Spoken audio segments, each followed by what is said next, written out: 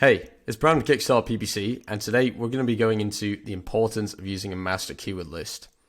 If you aren't already using one, it's not an issue. We're going to be showing you how to do it in this video, but it really makes things a lot more easy to manage your Amazon brand, know what keywords you're going after without having to keep going into the search and reports and look at what your targets are versus your search terms. So let's jump into the video and we'll show you exactly what you need to do.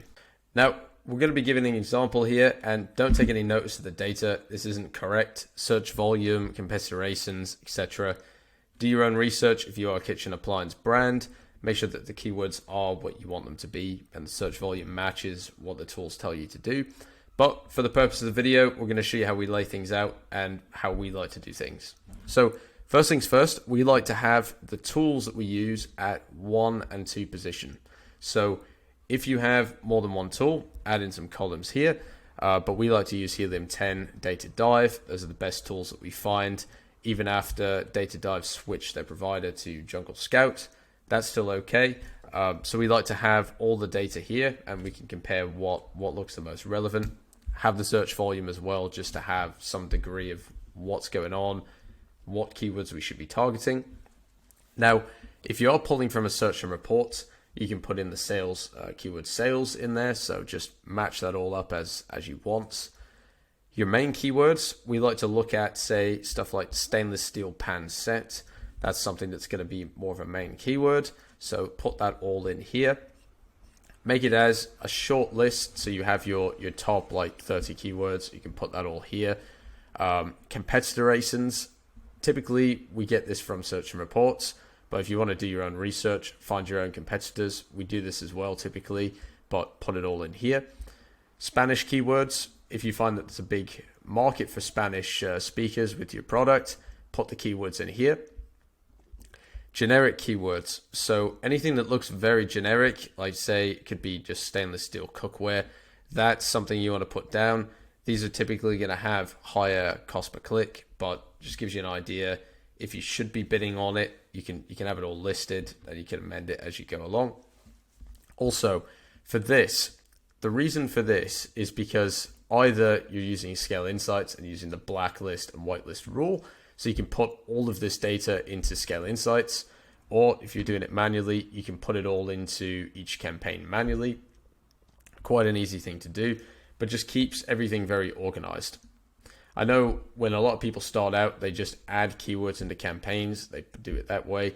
But this means that if you want to create a new campaign, you have all the negative keywords here. You just copy and paste. Takes you 30 seconds. Nice and easy.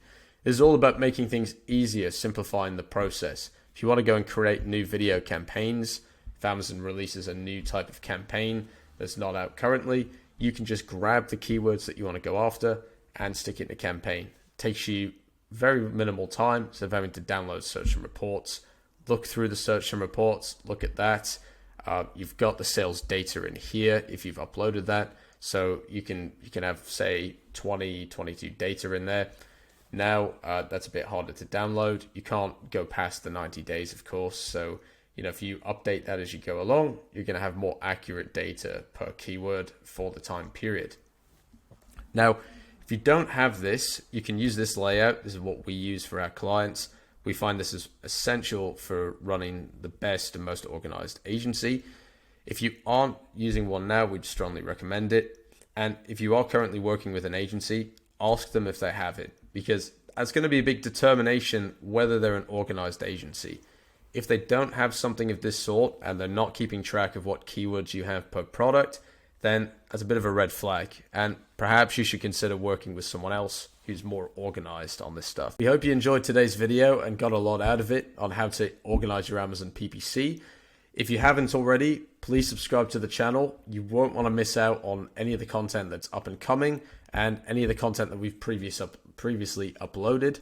We've got a lot of content already there that you can check out. Hopefully it helps you out with your business in some way as well.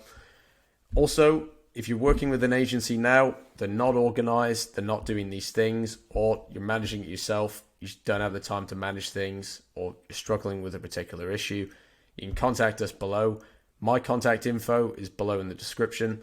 More than happy to have a conversation with you, see how we can help you out and get your Amazon PPC back on track. So Until the next video, hope you guys have a good one, and we'll see you then. Bye.